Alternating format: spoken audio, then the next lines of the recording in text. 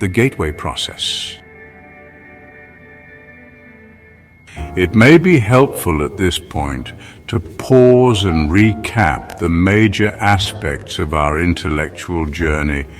from time-space to the realm of the absolute. We have spoken at some length concerning the incredibly complex hologram which is created by the intersection of energy patterns generated by the totality of all dimensions of the universe, time-space included. We have noted that our minds constitute energy fields which interact with various aspects of this hologram to deduce information which is ultimately processed through the left hemisphere of our brains to reduce it to a form that we employ for the process we call thinking. We have implied that this hologram is the finite embodiment in active energy form of the infinite consciousness of the Absolute. It is the title we assign to that vast pool of energy in a state of perfect rest over which the physical universe is layered and from whence it comes. Incidentally, to describe this, Bentov uses the analogy of a very deep sea, comparing the still depths of the sea to the dimension of the Absolute, while assigning the storm-tossed waves above to represent the physical universe with which we are familiar. The slightly agitated currents of the sea to be found in between the turbulent surface and the totally still depths represent energy in the process of either going into rest or approaching infinity or coming out of rest.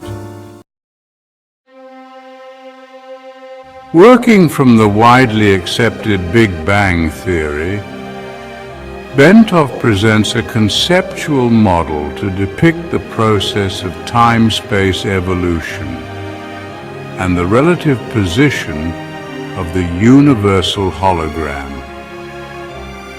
That hologram is often called a torus because it is thought to have the overall shape of an immense self-contained spiral.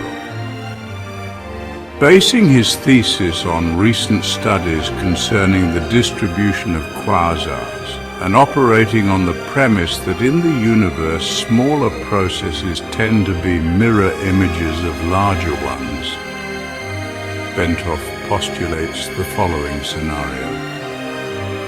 Taking his cue from the observed capability of quasars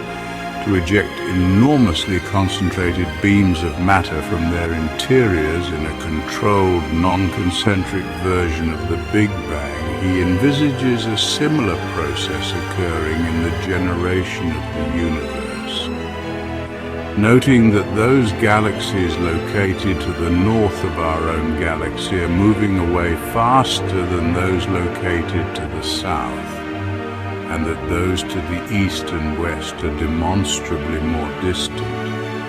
Bentov regards this as substantive evidence that the jet of matter which expanded into our universe has turned back upon itself, eventually forming an ovoid or egg shape. He sees matter in our universe entering the ovoid pattern following ejection from a nucleus composed of extremely compressed energy through a white hole.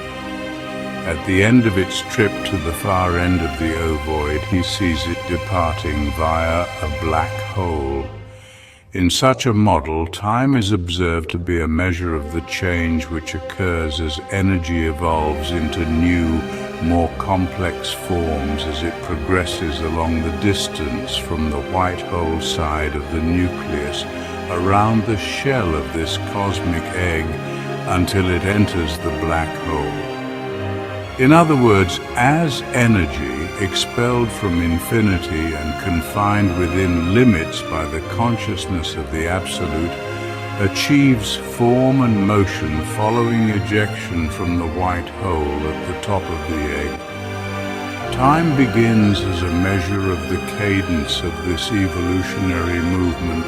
as reality goes around the shell of the egg on its journey to the black hole at the far end. The observed distribution of galaxies suggests that our particular universe is located near the top of the egg,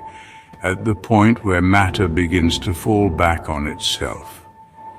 thus explaining the reason why the galaxies to the north are seen to be moving away more rapidly as they are caught up in the downturn of the stream of matter towards the far end of the cosmic egg. Layered over this cosmic egg is the absolute which sustains the radiating nucleus from which the original jet of matter issued forth. As the stream of matter moves around the ovoid towards its destination at the black hole, where it will be reabsorbed into the radiating nucleus and then the absolute, it generates the interference pattern within the cosmic egg which constitutes the universal hologram, or torus. Since the torus is being simultaneously generated by matter in all the various phases of time, it reflects the development of the universe in the past, present, and future, as it would be seen from our particular perspective in one phase of time. By reflecting on this model, it becomes possible to see how human consciousness, brought to a sufficiently altered focus state, could obtain information concerning the past, present, and future, since they all exist in the universal hologram simultaneously. In the case of the future, because all of the consequences of the past and present can be seen coming together in the hologram, such that the future can be predicted or seen with total accuracy. Moreover, it is possible to see how the implosion of energy patterns would cross and recross to create an incredibly complex four-dimensional hologram, or torus, in spiral shape in reflection of the multidimensional developing pattern of evolution. All of the movements of the energies which comprise the universe leave their mark,